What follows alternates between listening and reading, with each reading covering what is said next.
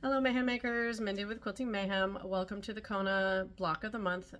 We're up to month 3, this beauty. I love this. So this one's got a few more intricate steps, so make sure you're checking my notes if you're following along with my different cutting instructions. There is going to be some half square triangles, some regular triangles, and then we're doing kind of a square and a square. So there's some fun stuff going on. Tools I'm going to recommend today are my basic ones, my 4.5 by 8.5 creative grid, my 4.5 creative grid, my rotary cutter, a pair of scissors this time, and I'll show you why. Make sure you have your marking tool, your friction pen, your Mayhem friction pen. I love this guy. You know, cutting mat, some of that kind of stuff. But that's really all I've needed for this block. And we're going to start out step 1's really simple. We've been doing them along the way. Half square triangles, you know? So you're going to take that square, draw that diagonal line, and then you're going to stitch, as you see, 1/4 inch on either side, trim it apart, and press them, trim them. You want those dog ears. Dog ears gone, okay? So I'll show you how to trim. Hold on. All right. So for these, we just need that 4.5. And thankfully this block is supposed to be 4.5.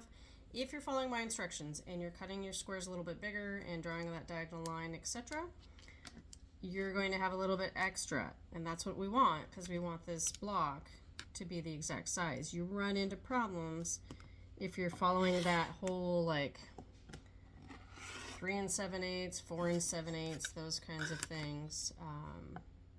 You know, I'm like cutting on the diagonal and trying to sew it back together, and if you don't get the 1/4 inch seam right, ugly things happen. All right, so we are just centering this diagonal line on that diagonal seam, making sure there's just that little bit of excess all the way around, and trimming it off. Okay, as you can tell, there's not a lot, and so I gave myself that kind of extra 1/8 inch so I could trim it off, but I like having that sense of security and being able to trim it down than if, you know, oops, my seam's not correct, and then, you know, my block's not the right size. And the reason for that is that if your blocks are not accurate, as you sew along, that accuracy starts to compound, whether it's not enough or too much. So you always want to trim, because if you're too much, your blocks start to kind of pucker and wave. If it's not enough, you know, they pull in. Just ugly things. So, you know, trim. So you're going to end up with 4 of these lovelies, all right? And then the next step is essentially making more half square triangles. So step 2, we're working with D and I. And I've tried to make some step outs for you guys, so you're not waiting around. So same thing. So once you clean them up, they look like that. And actually, I'll show you how to trim these too, because with this one, because we don't have a 2.5 ruler, I mean, you might. I personally do not. Looking for my ruler that's right here. You may have concerns. So you're going to do the same thing. Let's see if I can pull you guys a little closer. So we're making sure, so here's 2.5 on my square. Here's our diagonal lines. We're lining up here.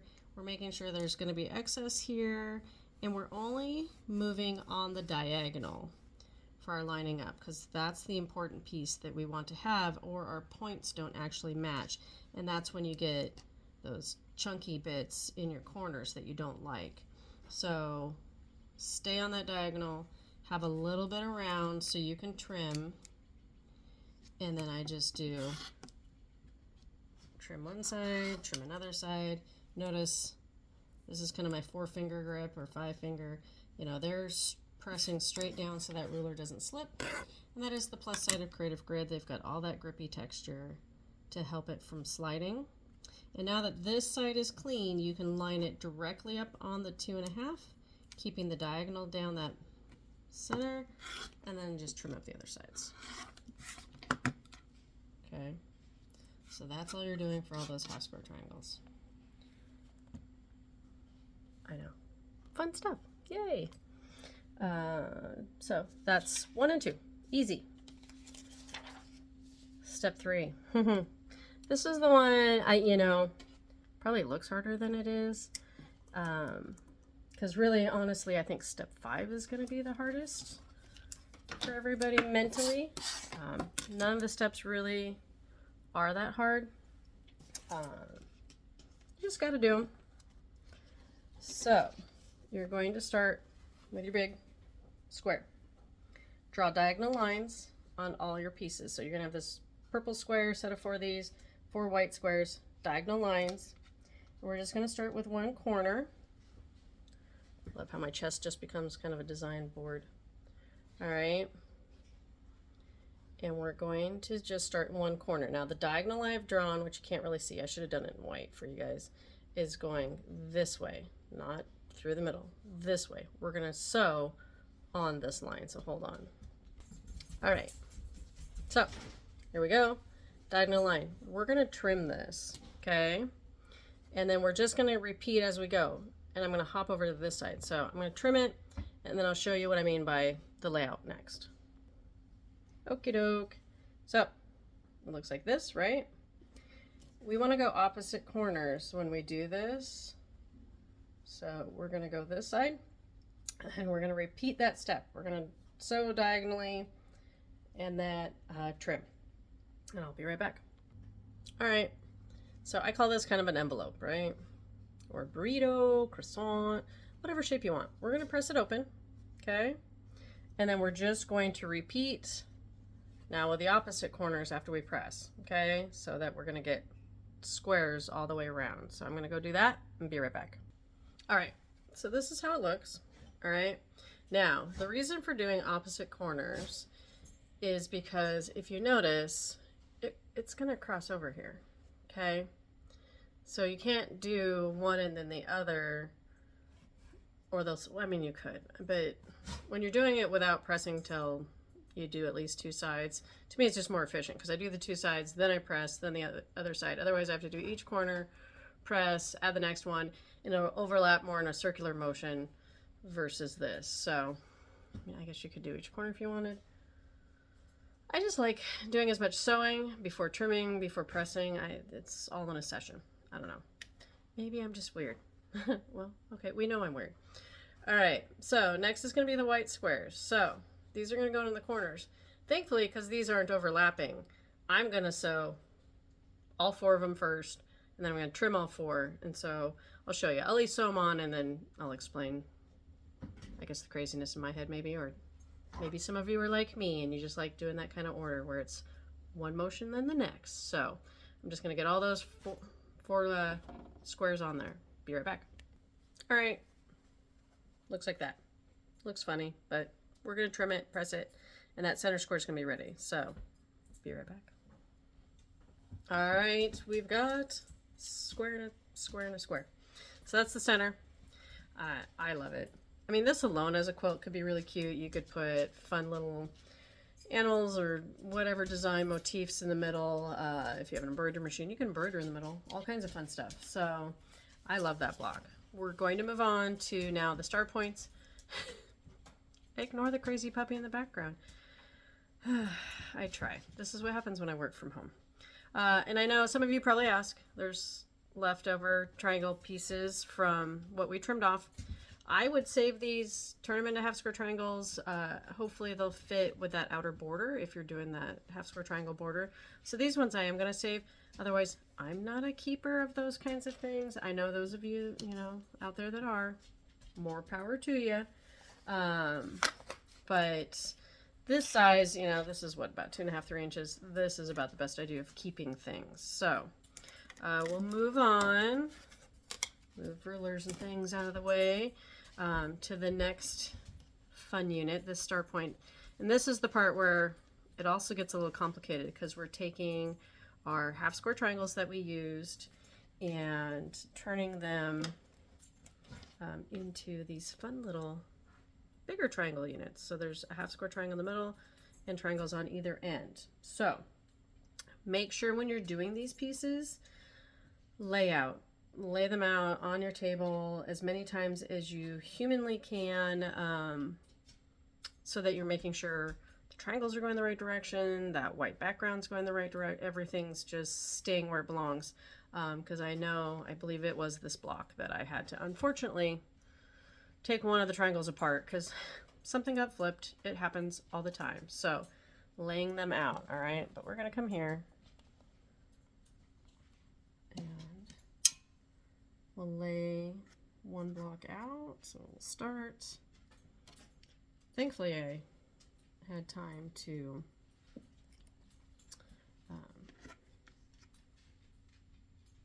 kind of do some steps, some step outs. So should be a little easier to show you. All right. So here's one of them. So you want to make sure that you start, flip one of them and sew your 1/4 inch seam. And then you'll press. So it will look like that, all right? Okay, half square triangle, one, you have a nice straight line here. This is starting to come this way. Now here's where you can either take those scissors I told you and cut that dog ear off. That's what that little triangle on the end that sticks out, that's called a dog ear. They litter your sewing room. Or you can do it after you get both pieces on. That doesn't really matter in timing, but I do recommend trimming them off. They just get bulky in your quilt and you don't want them. So then you're going to put this triangle over, sew that 1/4 inch seam, and so that it then magically looks like this. Yay! Okay, so that's one set of the triangle. The other set that looks like this, you're going to do the same thing. So making sure you're setting your triangle and then your fabrics the way you want them so that in the end, all sewn together, it will become a triangle. Because it's very easy to get these guys flipped, all kinds of funky ways, that kind of stuff, and you no longer have a triangle, okay? So lay them out and sew them together, just one side at a time. Doesn't matter which one you do, just pick one, go with it, and then, like I said, trim those dog ears. One will be hiding on this inside, just go take those scissors, trim those off. You don't want those. Okay, the next step is we're going to be adding the white triangle because we want them to turn into squares to get put together for that final assembly. So for this portion, I'll come back. Oh. What I highly recommend, especially if you're new, if you've been quilting a long time and you're confident and you hear these instructions and you go, I don't need to do that, great, don't do it. But if you're a new quilter with me, new to quilting in general, please follow this step. I think it'll help you, probably give you less stress just in the end of making these fun units, okay? Because you have this guy, and this is a bias edge, so it's very stretchy. And you have your white triangles, and that's a bias edge that's very stretchy. So you want to make everything fit nice and neat. So what I do is fold it in half, and I find that middle. And that middle should be where this point meets, right? It should be your middle. So you're going to drop a pin in there, and then do the same. Now, if you've been quilting a while, you could do what I call just a finger press. So you just pinch it, and it just kind of makes a little crease, right? If you're new, but just put a pin in it. Or if you got aging eyes like me, we're trying to look at this kind of stuff, becomes a little more difficult, right?